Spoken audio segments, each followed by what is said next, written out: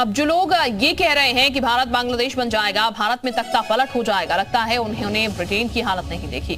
बांग्लादेश में जनता का गुस्सा तो इन लोगों ने देख लिया, लेकिन ब्रिटेन का आक्रोश ये नहीं देख पाए, क्योंकि अगर ब्रिटेन में जारी सिविल वॉर के पीछे की वजह जान लेंगे तो परेशान हो जाएंगे।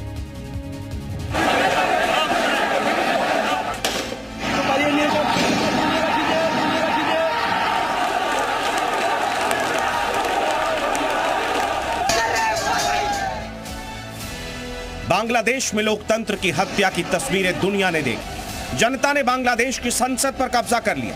इसके बाद पूरे देश में कत्लेआम का सिलसिला शुरू हुआ। सरेराह लोगों को जिंदा जलाया जा रहा है, घरों में घुसकर लोगों को मौत के घाट उतारा जा रहा है। अल्पसंख्यक हिंदुओं के बांग्लादेश नर्क बन गया। लेकिन इस बीच हमारे देश में चंद नेताओं को अगर वहां कुछ दिख रहा है तो वो बस राजनीति करने का मौका। जब जनता जागती है ना भाई साहब, फिर प्रधानमंत्री के घर की बत्तखें और मुर्गियां भी ले जाती है। वहाँ की परिस्थिति और हमारी परिस्थिति में काफी एक कंपैरिजन कर सकते हो। एक दिन ये जनता जितने सड़क पे हिलोरे ले रही है, एक दिन तुम्हारी गलत नीतियों से तुम्हारे प्रधानमंत्री निवास में घुस जाएगी, कब्जा कर लेगी।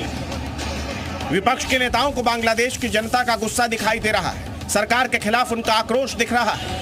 विपक्ष के नेता बांग्लादेश हिंसा के बीच सत्ताधारी पार्टी को सबक लेने की बात कह रहे हैं, लेकिन क्या इन नेताओं ने वो देखा है जो ब्रिटेन में हो रहा है?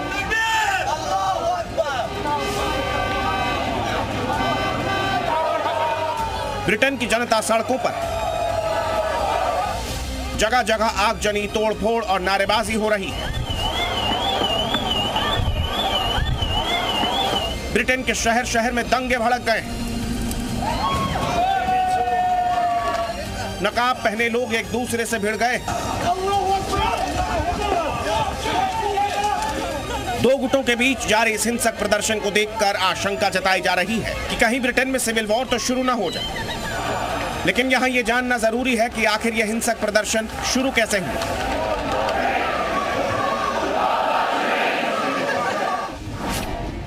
उत्तर पश्चिम इंग्लैंड में एक अप्रवासी ने 3 ब्रिटिश लड़कियों की हत्या कर दी, जिसके बाद ब्रिटेन में अल्पसंख्यकों के खिलाफ स्थानीय लोगों का गुस्सा भड़क गया। अल्पसंख्यकों को मिल रहे राजनीतिक संरक्षण के खिलाफ भी लोगों की नाराजगी बढ़ गई और फिर अल्पसंख्यकों को ब्रिटेन से बाहर निकालने की मांग तेज हो गई।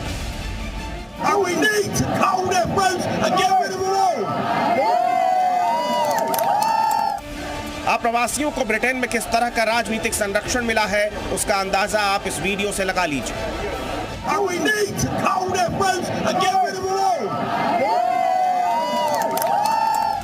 इनका नाम है रिकी जोन्स, लेबर पार्टी के काउंसलर हैं। अपनी राजनीति चमकाने के लिए ये अपने ही मुल्क में अप्रवासियों के साथ खड़े हो गए। अप्रवासियों और अल्पसंख्यकों के साथ खड़े एक और शख्स से मिलिए, लंदन के मेयर सादिक खान। अपने वोट बैंक के हिसाब से ये भी अल्पसंख्यकों के सिपहसालार हैं। इन नेताओं के साथ साथ ब्रिटेन सरकार की कुछ ऐसी नीतियां भी हैं जिसकी वजह से लोगों में नाराजगी है। हाल ही में ब्रिटेन में मर्डर के एक आरोपी को जेल से इसीलिए रिहा कर दिया गया क्योंकि जेल में जगह कम पड़ गई थी। यह शख्स अल्पसंख्यक था। आम जनता का मानना है कि एक तरफ अल्पसंख्यक और अप्रवासी सड़कों पर उत्पात मचाते हैं, वहीं दूसरी तरफ सरकार अल्पसंख्यकों के साथ रियायत बरतती है।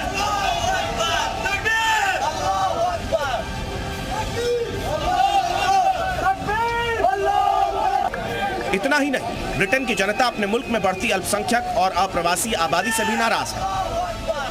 2004 से 2024 के बीच 6% अप्रवासियों की आबादी बढ़ी है। 2000 से 2010 के बीच ब्रिटेन की जेल में 111% अप्रवासी बढ़े हैं। जेल में ब्रिटिश नागरिकों के बाद सबसे ज्यादा ईरान, इराक और पाकिस्तान के नागरिक हैं।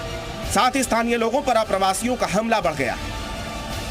इन तमाम समीकरणों के बाद अब ब्रिटेन की जनता सड़कों पर उतर आई है। वजह साफ है, अल्पसंख्यकों को लेकर सरकार की रियायत बरतने वाली नीति, जिसका खामियाजा ब्रिटेन जैसे विकसित मुल्क को भी भुगतना पड़ रहा है। ऐसे में अगर भारत के चंद नेता बांग्लादेश की जनता के गुस्से पर गौर करने की बात कर रहे हैं तो उन्हें ब्रिटेन की स्थिति को देखकर सबक लेना चाहिए कि वोट बैंक की राजनीति कैसे देश की शांति के साथ साथ डेमोग्राफी के लिए भी बड़ा खतरा बन सकती है, और इसके खिलाफ जब जनता सड़क पर उतरती है तो मंजर कैसा होता है। ब्यूरो रिपोर्ट, जी मीडिया।